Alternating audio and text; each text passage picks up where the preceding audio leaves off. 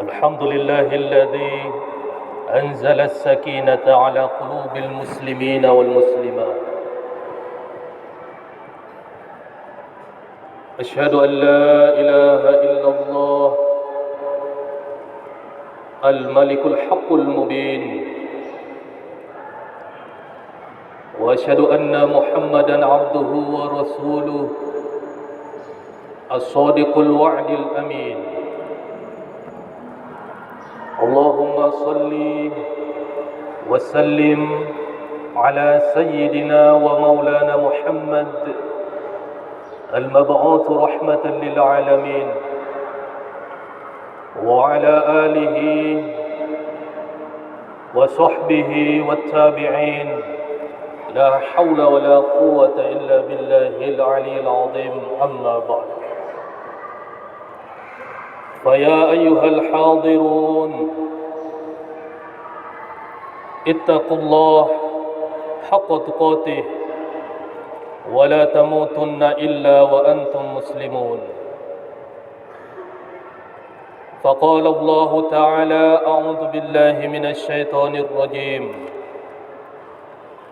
يا أيها الذين آمنوا اتقوا الله ولتنظر نفس ما قدمت لغد واتقوا الله إن الله خبير بما تعملون. Hadirin jamaah salat Jumat rahimakumullah. Alhamdulillah, puji syukur kehadirat Allah Subhanahu wa taala yang telah memberikan nikmat dan karunia kepada kita semua.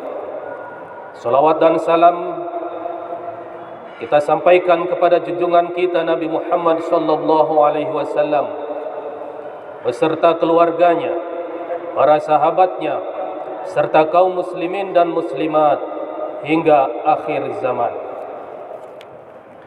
Hadirin, mengawali khutbah di siang yang penuh barokah ini, marilah kita senantiasa meningkatkan keimanan ketakwaan kita kehadirat Allah Subhanahu wa taala. Tentunya dengan cara melaksanakan segala perintah Allah dan menjauhi segala larangannya. Salah satu inti dari keimanan adalah kemampuan membebaskan diri dari penghambaan kepada sesama makhluk menuju kepada penghambaan dan kepasrahan total kepada Sang Khalik.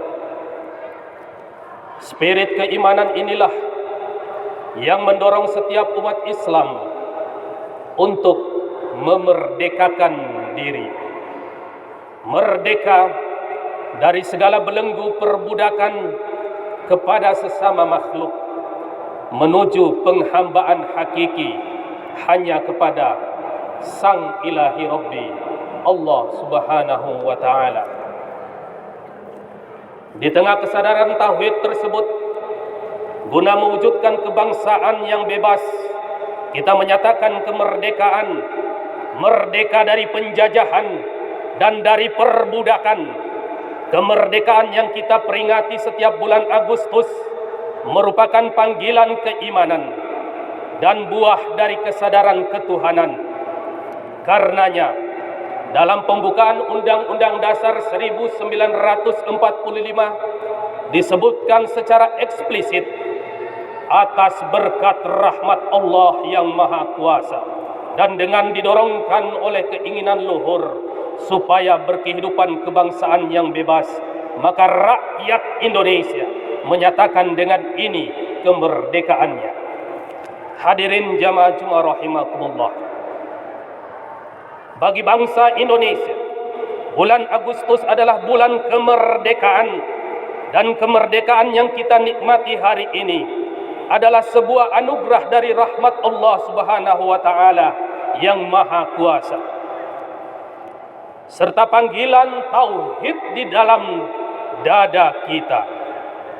Komitmen untuk melepaskan diri dari menghamba kepada harta, melepaskan diri dari menghamba kepada kekuasaan dunia, melepaskan diri dari menghamba kepada sesama makhluk ataupun ciptaannya. Sudah semestinya kita bersyukur atas nikmat, anugerah, rahmat, karunia Allah Subhanahu wa taala yang dianugerahkan kepada kita. A'udzu billahi minasyaitonir rajim. Wa id ta'adzana rabbukum la in syakartum la azidannakum wa la in kafartum inna 'adzabi lasyadid. Dan ingatlah tatkala Tuhanmu memaklumkan, sesungguhnya jika kamu bersyukur pasti kami akan menambah nikmat kepadamu, dan jika kamu mengingkari nikmatku maka sesungguhnya azabku sangat pedih. Quran Surah Ibrahim ayat 7. Kehadiran Negara Kesatuan Republik Indonesia NKRI sebagai salah satu buah proklamasi kemerdekaan adalah nikmat dan karunia yang perlu kita syukuri.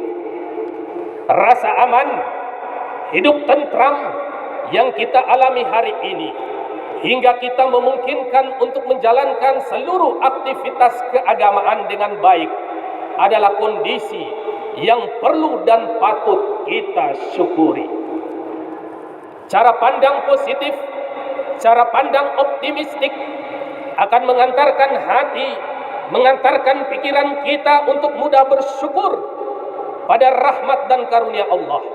Sebaliknya, jika hati, pikiran kita diliputi oleh cara pandang negatif, cara pandang pesimis, maka yang muncul adalah keluh kesah, serba kurang, hingga mungkin keputusasaan atas kasih sayang Allah Subhanahu wa taala yang sangat besar ini, yaitu kemerdekaan sebuah negara. Banyak umat Islam dan warga bangsa di berbagai belahan dunia yang karena kurang syukurnya melalaikan pentingnya persatuan untuk kesejahteraan. Mereka mengeksploitasi perbedaan untuk dipertentangkan, bertikai dan berperang tidak berkesudahan, hingga menjauhkan warga dari rasa aman dan rasa tenang. Hadirin, penyampaian syukur tidak hanya secara verbal, cukup dengan kata-kata saja, cukup dengan zikir saja, cukup dengan pengajian dan sebagainya. Perasaan syukur harus dimanifestasikan dalam tindakan kita. Para syuhada, para founding fathers kita telah mendedikasikan dirinya sebagai pahlawan untuk kemerdekaan Republik ini. Kepahlawanan yang ditorehkan para syuhada telah tercatat dengan tinta emas dalam lembaran sejarah bangsa sebagai sosok syuhada, pahlawan bangsa. Mereka tetap hidup abadi di dalam sanubari kita meski fisiknya telah tiada. Hari ini kita dituntut untuk mencatatkan kepahlawan itu bagi diri kita, bagi bangsa kita. Kita menanamkan kebaikan dan kemaslahatan yang buah manisnya akan dirasakan puluhan hingga mungkin ratusan tahun ke depan, atau mungkin pada suatu waktu saat ruh kita terpisah dengan jasad, para anak cucu kita menikmati buah amal kebaikan kita yang terus mengalirkan kemanfaatan, kemaslahatan. Allah memerintahkan kita untuk terus memperhatikan apa yang kita akan dedikasikan untuk kebaikan di masa yang akan datang. A'udzu billahi minasyaitonir rajim. Ya ayyuhalladzina amanu taqullaha wal tanzur nafsum ma qaddamat lighad wattaqullaha innallaha khabirum bima ta'malun.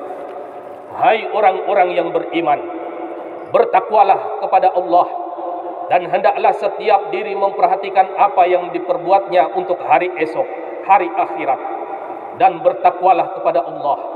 Sesungguhnya Allah Maha mengetahui apa yang kamu kerjakan. Hadirin, setidaknya ada 3 hal yang bisa kita lakukan sebagai wujud tasyakur atau syukur kita. Yang pertama, melaksanakan jihad digital media sosial. Perjuangan kemerdekaan Indonesia dalam perang menghadapi penjajah dengan persenjataan. Hari ini, zaman now, medan perjuangan ada di dalam dunia digital, ada di dunia media sosial. Oleh sebab itu, kita perlu memanfaatkan teknologi digital dengan positif untuk mempercepat lahirnya peradaban, menghindarkan diri dari penyalahgunaan media digital untuk penyebaran hoax, ujaran kebencian, terlebih menebar fitnah dan kebohongan. Apalagi lebih parahnya, media digital, media sosial hanya untuk digunakan dengan hal yang remeh-temeh, seperti banyaknya mengeluh seolah-olah itu pengganti daripada doa kepada Yang Maha Kuasa Allah.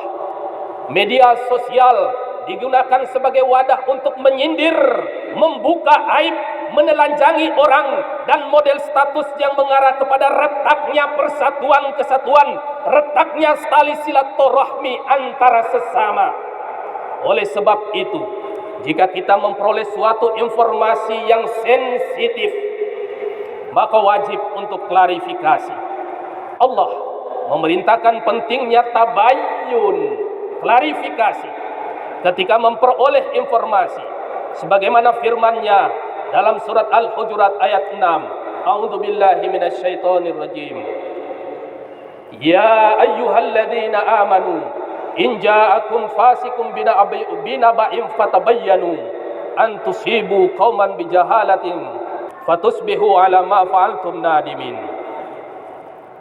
Hai orang-orang yang beriman, jika datang kepadamu orang fasik membawa suatu berita, maka periksalah dengan teliti, agar kamu tidak menimpakan suatu musibah kepada suatu kaum tanpa mengetahui keadaannya, yang menyebabkan kamu menyesal atas perbuatan itu.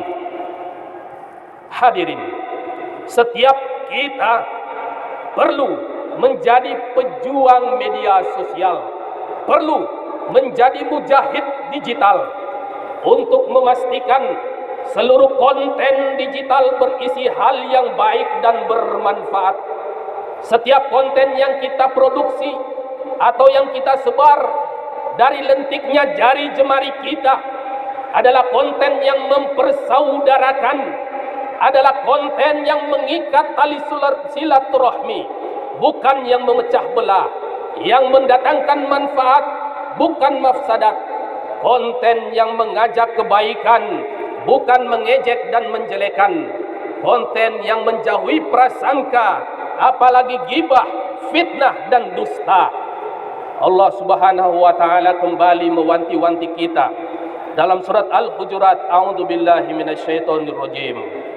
Ya ayyuhalladzina amanu jtanibu katsiran minadh-dhann inna ba'dadh-dhann ism wa la tajassasu wa la yaghtab ba'dukum ba'dha ayuhibbu ahadukum ay ya'kula lahma akhihi maitan fakarihtumuh wattaqullaha innallaha tawwabur rahim. Hai orang-orang yang beriman, jauhilah kebanyakan berprasangka atau curiga, karena sebagian dari prasangka itu dosa. Dan janganlah mencari-cari keburukan orang, dan janganlah menggunjing satu sama lain. Adakah seseorang di antara kamu yang suka memakan daging saudaranya yang sudah mati? Maka tentulah kamu merasa jijik kepadanya, dan bertakwalah kepada Allah. Sungguh Allah Maha penerima taubat, lagi Maha penyayang. Yang kedua, menjaga kesepakatan nasional dengan mentaati aturan yang tidak bertentangan dengan syariat. Saat ini, era penjajahan fisik telah berlalu. tetapi agresi dalam bentuk lain tetap mengancam, tetap menjajah, seperti dalam bidang pemikiran, ekonomi, pendidikan, moral, sosial, dan budaya. Berbagai skenario pelemahan eksistensi negara dilancarkan secara sistematis, misalnya dengan melakukan perubahan perundang-undangan yang secara jangka panjang akan memperlemah negara, jihad konstitusi untuk memastikan tetap tegaknya NKRI dengan dasar Pancasila dan Undang-Undang Dasar 1945 dengan sila pertama ketuhanan yang Maha Esa. Setiap aturan yang bertentangan dengan sila pertama ini harus ditolak, karena itu berarti membelokkan tujuan kemerdekaan ini. Hal yang baik kita jaga dan pertahankan, sementara yang buruk kita koreksi dan kita perbaiki. Hadirin, tatanan masyarakat bangsa yang semakin terbuka meniscayakan terjadinya kontestasi dan perang pengaruh di bidang politik, ekonomi, sosial, dan budaya. Munculnya kampanye LGBT, perkawinan sesama jenis, perkawinan beda agama, penodaan agama atas nama kebebasan. Di bidang ekonomi, muncul tatangan liberalisme ekonomi yang mengancam prinsip-prinsip keadilan. Terkait dengan hal ini, perlu jihad konstitusi dalam upaya memperkokoh kedaulatan bangsa dan negara. Negara Kesatuan Republik Indonesia NKRI pada hakikatnya adalah wujud perjanjian bangsa Al-Mitsaq Al-Watani yang berisi kesepakatan bersama bangsa Indonesia. Hal itu ditempuh melalui serangkaian perjuangan panjang yang dilakukan oleh para pejuang, terutama para ulama dan syuhada. Hadirin jamaah Jumat rahimakumullah, khairun nas anfa'uhum linnas, sebaik-baik manusia adalah yang paling bermanfaat bagi sesama manusia.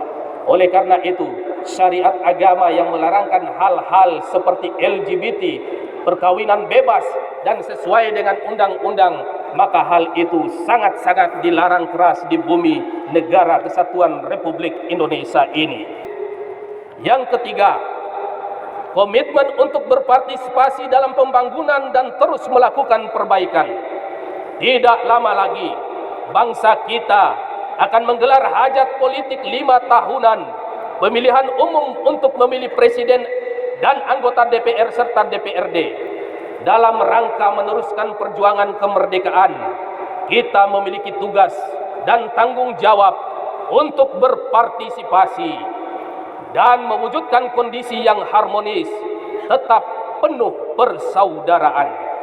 Hadirin, untuk itulah marilah kita memanfaatkan hak pilih kita untuk tidak golput.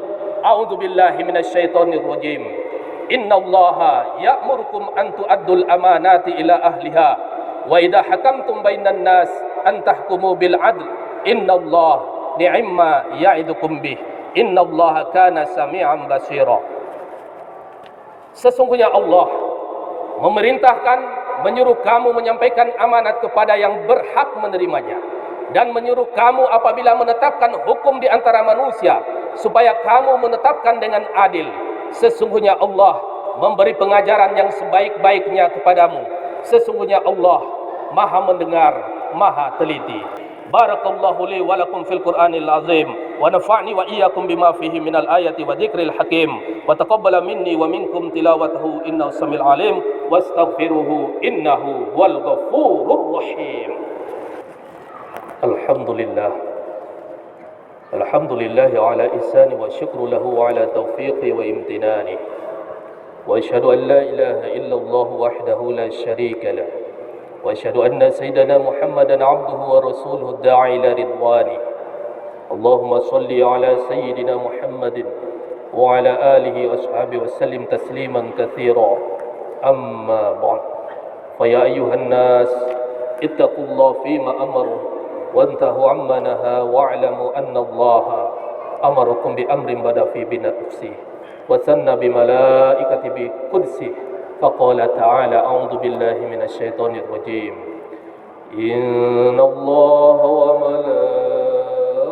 وملائكته يصلون على النبي يا أيها الذين آمنوا صلوا عليه وسلموا تسليما اللهم صل وسلم وبارك عليه وعلى آله اللهم صل على سيدنا محمد صلى الله عليه وسلم وعلى آل سيدنا محمد وعلى أنبيائك ورسلك وملائكة المقربين وارض اللهم عن الخلفاء الراشدين أبي بكر وعمر وعثمان وعلي وعن بقية الصحابة والتابعين التابعين لهم بإحسان إلى يوم الدين وارض عنا معهم برحمتك يا أرحم الراحمين اللهم اغفر للمؤمنين والمؤمنات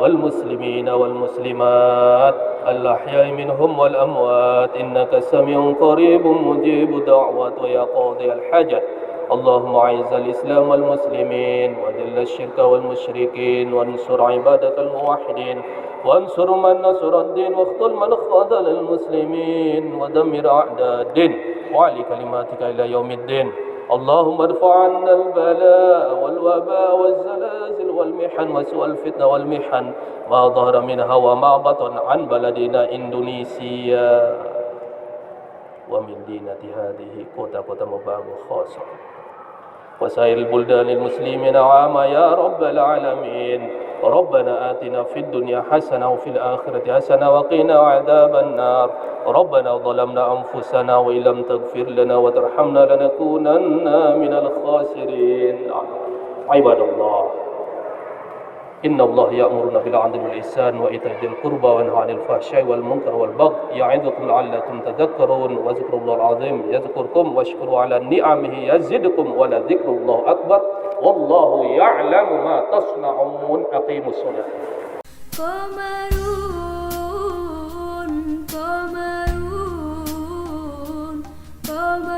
سيدنا النبي قمر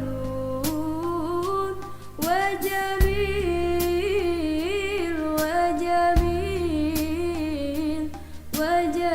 سيدنا النبي وجميل